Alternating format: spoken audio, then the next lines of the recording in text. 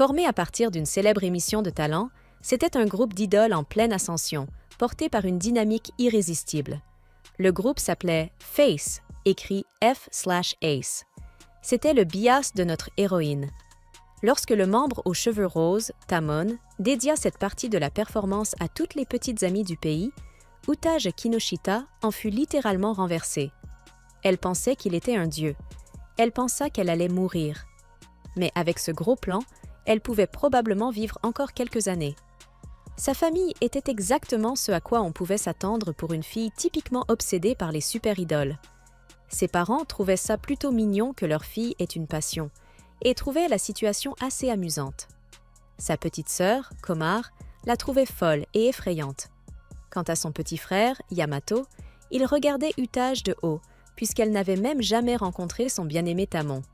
Selon lui, il était bien plus raisonnable de se concentrer sur ses études. À 16 ans, Utage n'était qu'une lycéenne choyée par sa famille, qui considérait son bias comme une véritable source de soutien émotionnel. Elle croyait sincèrement que Tamon pouvait sauver le monde rien qu'avec son beau visage. Elle aligna soigneusement ses stands en acrylique à son effigie, sous l'angle parfait, admirant son impressionnante collection de produits dérivés. Elle pensait que non seulement son visage pouvait tuer, mais qu'il était bien trop sexy pour être un simple élève de terminale. Il était le membre sexy et sauvage de Face, doté de compétences en danse de très haut niveau, comparables à celles de danseurs professionnels. Elle sourit en revoyant son apparition dans l'émission de talent, 2 ans plus tôt, lorsqu'il avait déclaré vouloir faire sourire tout le monde sur Terre. Soudain, elle sursauta en recevant la notification des résultats de la loterie pour le concert de Face au Dôme. Le cœur battant d'excitation, consciente que les chances d'être tirée au sort étaient de 95 contre 1, elle savait à quel point c'était difficile. Quel que soit le résultat, elle s'était préparée à l'accepter. Sa mâchoire se décrocha en lisant le message. Elle avait gagné. La responsable d'Utage s'excusa de l'avoir appelée pendant son jour de repos. Madame Toda était actuellement hospitalisée à cause d'une appendicite. Utage fut donc chargée de s'occuper de son client durant cette période. Elle accepta avec enthousiasme. Après tout, elle avait évidemment besoin de plus d'argent pour soutenir son... Elle avait commencé le ménage à temps partiel à l'origine parce que cela convenait à son emploi du temps, mais avec le temps, elle s'y était aussi beaucoup habituée. En consultant la fiche de sa mission, elle vit le nom de son client, Tamon Fukuhara, exactement le même nom que celui de son Tamon adoré. Elle en salivait presque, l'imaginant lui murmurer « Garde-le secret pour moi, petit chaton ». Mais elle savait bien qu'il était impossible que son fantasme délirant soit réel. En entrant dans l'appartement incroyablement sale, elle fut prise au dépourvu en voyant son client recroquevillé en position fétale dans un coin. Pourtant, elle reconnut immédiatement ce visage gravé dans sa rétine chaque jour. Lorsqu'elle lui annonça qu'elle allait passer l'aspirateur, il s'enfonça davantage dans sa capuche et répondit timidement que cela ne le dérangeait pas. Elle se dit qu'il était peut-être étonnamment introverti dans sa vie privée. Un peu plus tard, elle revint lui demander où se trouvait la lessive et le trouva tremblant, replié sur lui-même, paniqué à l'idée qu'on ne l'avait pas prévenu qu'une personne aussi jeune viendrait. Il n'arrivait pas à se détendre chez lui. Il ne savait pas comment se comporter. Il pensait qu'elle devait le trouver incroyablement lugubre, qu'elle souhaitait sûrement qu'un insecte répugnant vienne le tuer. Il imaginait le pire, qu'elle écrirait un post pour se moquer de lui, le décrivant comme un loser sans amis, qu'il deviendrait la risée générale et que les fans qui l'avaient soutenu le traiteraient de traître. Il s'imaginait se faire poignarder la nuit et mourir vidé de son sang, et se disait que la vie aurait été meilleure s'il n'était jamais né. En le voyant pleurer ainsi, Utage se demanda si cet homme était vraiment Tamon. Était-il réellement ce Tamon au charme visuel absolu? Elle tenta de se ressaisir en continuant à travailler, se disant qu'avec le concert au Dôme qui approchait, il devait simplement être épuisé. Puis, elle paniqua à l'idée qu'il puisse prendre sa retraite à cause d'un épuisement mental. Elle en mourrait, c'était certain. Elle avoua qu'elle était une fan fidèle depuis le télécrochet d'il y a 2 ans, et même si elle savait qu'elle ne devrait peut-être pas dire cela, elle lui confia qu'elle était heureuse qu'il soit né et qu'il ait décidé de devenir chanteur. Il s'excusa, conscient que, puisqu'elle l'aimait autant, l'image qu'elle avait de lui devait être complètement brisée en le voyant ainsi. Il pensait qu'un imposteur comme lui ne méritait le soutien de personne. Utage se figea, pensant à tous les fans qui le soutenaient comme elle. Elle se mit en colère, lui demandant s'il méprisait leur adoration. Brandissant ses éventails d'idoles, elle se lança dans une tirade délirante. Comment il avait transformé leur monde en paradis, à quel point il était beau, intelligent et incomparable. Pour elle, il était un dieu, et cela ne faisait aucun doute. Elle cria que Tamon était un dieu, un messager de l'amour descendu sur terre pour toutes les jeunes filles, et qu'il était aussi un ange. Elle voulait qu'il répète après elle, même si c'était lui, Tamon en personne. Elle ne s'inclinerait jamais devant un anti-fan de Tamon. Elle ne pensait pas qu'une personne avec une personnalité pareille puisse réellement vouloir l'image qu'il montrait sur scène. Et en réalité, ce n'était pas le cas. C'était l'agence qui avait façonné son personnage. Il y avait pourtant quelqu'un qui l'admirait profondément. Même s'il trouvait cela incroyablement présomptueux, il voulait devenir comme cette personne et faire sourire tout le monde. Utaj s'en souvint soudain. C'était exactement ce qu'il avait dit lors de l'émission de Talent, 2 ans plus tôt. Elle croyait que, même si sa joie était en partie jouée, elle n'était pas fausse. Son intention sincère, elle, était bien réelle, et c'est pour cela qu'il avait réussi à toucher autant de gens. Lorsqu'elle lui dit qu'il n'était pas un imposteur, une vision lui traversa l'esprit. Sa manager lui répétant qu'on n'avait pas besoin de son vrai lui, et qu'il ne devait jamais montrer sa véritable personnalité aux autres. Il se recroquevilla de nouveau, avouant qu'après être devenu populaire, toutes sortes de personnes avaient commencé à le critiquer. Peu à peu, il avait cessé de croire aux paroles de ses fans. Il ne savait plus à quoi faire confiance, même à ce qu'il voulait croire lui-même, et il se sentait terriblement honteux à cause de cela. La personne en qui il avait le moins confiance, c'était lui-même. Il disait vouloir s'enfoncer dans la jungle d'une île isolée et vivre seul, sans aucun humain. Mais Utaj lui fit remarquer qu'il ne faisait que parler de son rêve. Et s'il n'arrivait pas à croire en lui-même, alors elle continuerait à le soutenir jusqu'à ce qu'il y arrive. Elle l'encouragerait, lui, Monsieur le morose Atta. Sur la chaîne YouTube de Face, Tamon se présentait comme un missionnaire de l'amour et de la positivité, le membre sexy et sauvage du groupe. Puis venait le plus jeune, Aori Sakaguchi, qui disait aux fans qu'ils pouvaient compter sur lui. Il était le prince du groupe. Natsuki Ishibashi était joyeux et adorable, l'ange de tout le monde. Keito Tachibana adorait les boulettes de riz. Il était le leader de Face. Et enfin, Rintaro Kai, qui se présentait froidement par un simple « Kai Dezu ». Utaj avait du mal à croire que ce Tamon-là et l'homme devant elle étaient la même personne. Pendant qu'elle cuisinait, elle se rappela à quel point son réfrigérateur était vide la dernière fois.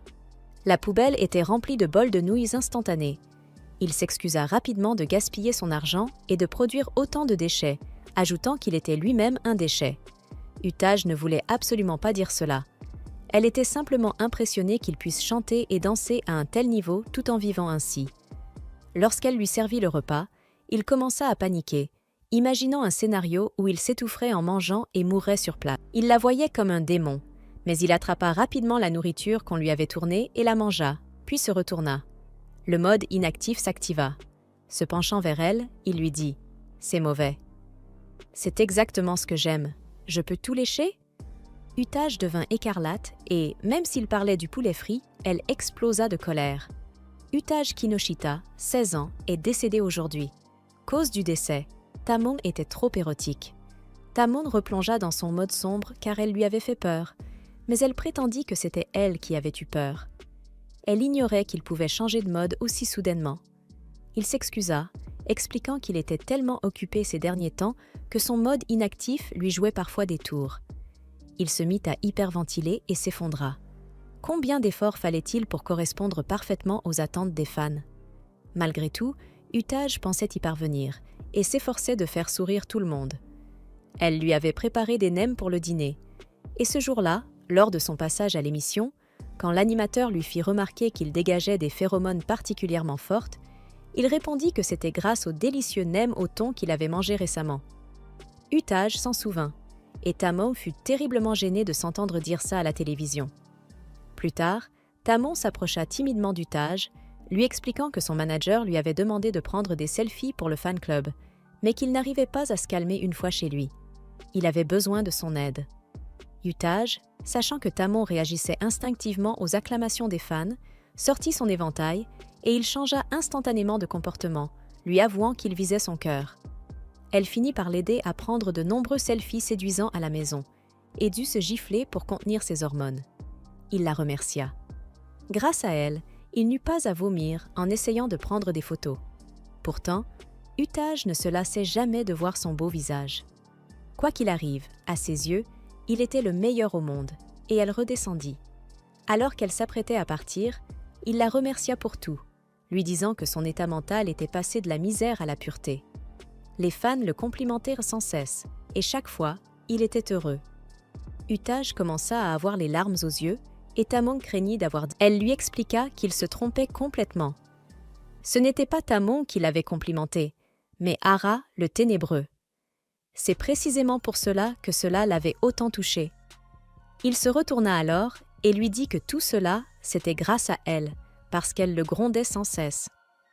Le sac d'Utaj glissa de ses mains tandis que son cœur se mit à battre à toute allure. Dans sa tête résonnaient déjà les paroles de Supernova. Mais, à cause d'un malentendu, Tamon resserra sa capuche autour de son visage, s'excusant pour son sourire répugnant. Affolée, elle tenta de découvrir son visage, trouvant que c'était un véritable gâchis de le cacher ainsi. Elle trébucha et tomba sur lui, complètement fascinée par son sourire maladroit. Leur moment fut brutalement interrompu par l'arrivée d'un visiteur. Le manager de Tamon, Wataru, entra furieux et ordonna sèchement à Utaj de rester à sa place. Elle s'excusa aussitôt et s'enfuit, se demandant ce qu'elle était en train de faire. Poussée par ses désirs, elle avait sauté sur un trésor national. La culpabilité l'envahit. Elle se dit qu'elle ne devait pas soutenir M. Ara le Ténébreux. Elle devait seulement admirer Tamon. À l'école, les amis d'Utaj lisaient un article parlant d'un idole victime d'une fan obsessionnelle. Selon le reportage, la stalker serait même entrée chez lui et l'aurait enlacé. Quand Riko déclara que c'était pour ça qu'elle ne supportait pas les fans « petites amies » de bas étage, Utaj répondit aussitôt que c'était vrai. Cette fille avait complètement dépassé les limites. Elle méritait de mourir de sa propre stupidité. Ina sortit alors les photos de Tamon du mois, ajoutant que plus il montrait de peau, plus son indice de bonheur montait. Utaj se figea, perdu dans ses pensées, se rappelant à quel point il ressemblait à un zombie chez lui. Elle s'effondra presque, laissant ses amis complètement perplexes. Utaj ne savait plus quoi faire. Ces images tournaient en boucle dans son esprit. La prochaine fois qu'elle le verrait, elle était certaine qu'elle tomberait encore plus amoureuse. Elle avait peur de ne pas pouvoir se contrôler et de lui sauter dessus une nouvelle fois. Quand la sonnette retentit chez Tamon, il se leva avec enthousiasme, persuadé que c'était Utaj. Mais à la place, il découvrit Madame Toda, sa gouvernante habituelle. Il soupira et se replia sur lui-même pendant qu'elle parlait sans s'arrêter. Utaj, de son côté, était soulagée d'apprendre que Madame Toda était remise de son opération. Elle se dit qu'il était temps pour elle de redevenir une simple fan et de l'admirer de loin. Le soir du concert au Dôme, Face fit son entrée devant des milliers de fans. Ils exécutèrent leur introduction habituelle, Tamon et Aori envoyant des baisers à la foule. Alors que les cris redoublaient d'intensité, Utaj sut avec certitude que Face deviendrait le visage de cette époque. Quand ils interprétèrent leur chanson à succès Supernova, Utaj hurla à plein poumon que Tamon était incroyablement cool. Et Tamon l'entendit. Il repéra dans la foule la pancarte qui lui appartenait. En lisant « Tamon Colt », son cœur se réchauffa. Pendant l'entracte, Utaj hésita à aller prendre un verre avant de rentrer chez elle. Elle était à la fois excitée et triste, envahie par des sentiments contradictoires. Soudain, quelqu'un l'attrapa et l'emmena dans les coulisses. C'était Tamon, en sueur, haletant, qui la regardait droit dans les yeux. Il lui dit qu'il l'avait vue. Utaj sentit les larmes lui monter aux yeux en réalisant qu'il l'avait reconnue parmi tous ses fans. Il essuya doucement ses larmes et lui confia qu'il voulait faire sourire tout le monde. Puis, en la voyant pleurer, il lui demanda si cela avait un lien avec le fait qu'elle ne venait plus chez lui. Elle recula jusqu'au mur et lui répondit que n'importe quel fan voudrait apprendre à le connaître davantage. Mais justement pour cette raison, elle ne pouvait pas l'avoir pour elle toute seule. Sinon, elle risquait de faire quelque chose qui le mettrait dans une situation difficile.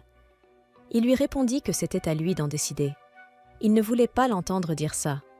Il l'attrapa et posa la tête sur son épaule, lui disant qu'il voulait qu'elle le soutienne à ses côtés, qu'il ne pouvait plus vivre sans elle. Dans cet état, elle ne pouvait pas lui dire non. Alors, elle lui répondit d'accord. Aussitôt, il bondit en arrière en couvrant son visage. Elle le gronda, lui rappelant que le spectacle n'était pas encore terminé et qu'il ne pouvait pas changer de mode maintenant. Il devait retourner sur scène et finir le concert, et elle serait là pour l'encourager. Il se retourna, le visage rouge de honte, tandis qu'elle s'éloignait. Mais elle aussi était tout aussi bouleversée. En sautillant dans les rues, Utaj se sentait plus excitée que jamais, simplement parce que Face organisait enfin un événement de rencontre avec les fans. Dépenser toutes ses économies dans ses CD devait forcément en valoir la peine. Elle allait devoir se laver encore plus soigneusement que d'habitude et s'acheter de nouveaux vêtements, ce qui signifiait travailler encore plus dur. Lorsqu'elle entra dans la maison de Tamon, elle ne s'attendait absolument pas à le voir se disputer avec son manager, répétant qu'il voulait prendre sa retraite. Wataru dut sortir pour répondre à un appel d'un autre membre du groupe d'idoles. Garder ses gamins à l'œil était vraiment épuisant. Pendant ce temps, des larmes coulaient déjà sur les joues d'Utaj. En entendant que Tamon voulait abandonner, elle comprit à quel point l'idée d'un meet and greet le rendait malade, au point qu'il avait l'impression qu'il allait vomir. Elle tenta de lui rappeler son rêve, celui de faire sourire tout le monde. Mais son esprit s'emballait, obsédé par l'idée de devoir parler à tant de personnes. Il s'imaginait ses fans dégoûtés par ses mains moites, murmurant des choses du genre « On dirait une ferme à champignons ». Il ne comprenait même pas ce que « sexy » ou « sauvage » était censé vouloir dire. Il se voyait comme quelqu'un de louche, le genre de type qui pourrait être arrêté pour harcèlement sexuel à tout moment, se demandant même pourquoi les gens gaspillaient leurs économies pour acheter ses CD. Utaj craqua. Qui était-il pour rabaisser Tamon, parler de ses mains moites ou même de l'air qu'il respirait? Elle se calma aussitôt, réalisant qu'elle avait failli le repousser encore une fois. S'il devait faire ça, alors autant le faire correctement. Tamon voulait tout faire pour ne pas décevoir ses fans. Dans ce cas, Utaj sortit une boîte remplie de 2 années entières de magazines, d'interviews, de blogs et d'articles en ligne qu'elle avait soigneusement conservés. Elle avait aussi des documents regroupant tout ce qu'il avait dit à la télévision et dans les médias. Même un carnet de sutras qu'elle utilisait pour nourrir ses propres délires. Franchement, elle était complètement delulu. Mesdames, est-ce que certaines d'entre vous font ça aussi? Dites-le dans les commentaires et expliquez. Avec tout ça, il pourrait sans doute s'en sortir et elle pourrait assister au meet and greet l'esprit tranquille. Il lui demanda alors de l'aider à faire des simulations pour l'événement. Profiter d'un tel bonheur gratuitement, elle pouvait le faire sans hésiter. Jusqu'à ce qu'il commence à s'insulter lui-même, se traitant de déchet. À cet instant, elle était prête à lui consacrer tout son temps, dans cette vie comme dans la suivante. Quelques instants plus tard, Utaj tenta de se ressaisir tout en lui apportant son soutien. Comme si on avait appuyé sur un interrupteur, le mode idole se ralluma. Tamon l'attira par la taille et lui murmura qu'il ne la laisserait jamais changer d'oshi. Submergée d'excitation, elle explosa une nouvelle fois, ce qui fit aussitôt replonger Tamon dans son état sombre habituel. Il s'excusa de l'avoir blessée et de s'être autant reposé sur elle. Honnêtement, tout cela rendait Utaj extrêmement heureuse. Chaque fois qu'elle traversait des moments difficiles, le visage de Tamon était toujours là pour lui remonter le moral. Alors, rien ne la rendait plus heureuse que de pouvoir lui être utile. Elle accepterait volontiers tous ces moments où sa tête explosait d'émotion et n'aurait même aucun regret à sacrifier sa vie pour le soutenir. Cependant, il dépensait trop d'énergie, au point de finir par cracher du sang. Pendant qu'il faisait une pause, Utaj lui annonça qu'elle viendrait elle aussi au meet and greet. Il espérait qu'elle pourrait noter sa prestation. Avec son expression adorable, elle explosa encore une fois. Le jour du meet and greet, la salle était remplie de filles surexcitées, des milliers de personnes, et toutes aimaient Tamon. Pendant qu'il faisait exploser les cœurs, Utaj devait s'assurer que sa jalousie ne gâche pas cette journée. Soudain, 2 filles devant elle commencèrent à se disputer. Utaj essaya de rester calme, mais elle ne pouvait pas tolérer ce genre de choses alors que Tamon était là. Quiconque salissait les oreilles divines de Tamon n'avait pas sa place dans ce monde. Contre toute attente, la sécurité expulsa les 3 filles. Et en un instant, le paradis d'Utaj s'effondra. Dans le train du retour, elle se dit que tout allait bien tant que Tamon était heureux. Pour compenser sa frustration, elle décida de se noyer dans le travail. Lorsqu'elle entra au bureau, son supérieur lui indiqua qu'un invité spécial l'attendait.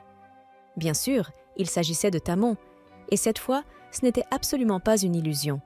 Il était très affecté par le fait qu'elle n'ait pas assisté au meet and greet. Gênée, elle prétendit avoir perdu son billet. Quoi qu'il en soit, une promesse restait une promesse. Tamon était prêt à répondre à n'importe laquelle de ses demandes. Elle lui demanda d'être son Tamon, juste pour cet instant. Sa réponse ? Un non froid et immédiat, sans la moindre hésitation. Il redevint aussitôt Ada le sombre, se plaignant de vouloir entendre ses compliments. Il avait attendu tout ce temps pour qu'elle puisse voir les fruits de ses efforts, espérant que cela la rendrait heureuse. Étonnamment, le cœur d'Utaj se mit à battre à toute vitesse, un score parfait pour lui. Pendant la pause déjeuner, Riko et Yuina parlaient du meet and greet. À force de voir le groupe d'idoles se rapprocher autant de leurs fans, Yuina craignait que leur Oshi ne finisse par rencontrer une fangirl en privé. Si cela arrivait, elle et Riko se mirent d'accord, avec le sourire, pour tuer la fille. Quant à Utaj, elle fut entraînée dans leur projet meurtrier sans avoir son mot à dire. Sachant pertinemment qu'elle était la principale concernée, elle devait garder le secret. Lorsqu'elle arriva chez Tamon, elle le trouva en train de pleurer dans un coin de la pièce. Apparemment, il allait bientôt participer à une émission où les téléspectateurs noteraient des célébrités stylées. En entendant cela, elle fut ravie pour lui. Mais Tamon, lui, craignait que ce soit la fin. Les vêtements qu'il portait étaient les seuls qu'il possédait. Utaj l'encouragea en lui disant que les fans ne se soucieraient pas de son manque de sens de la mode. Même si elle aimait son allure sombre et encore plus séduisante, elle ne voulait pas rater l'occasion de mettre en valeur son physique impressionnant. Ils décidèrent donc d'aller acheter des vêtements. Pendant qu'elle l'attendait au centre commercial, il la rejoignit avec un sac en papier sur la tête.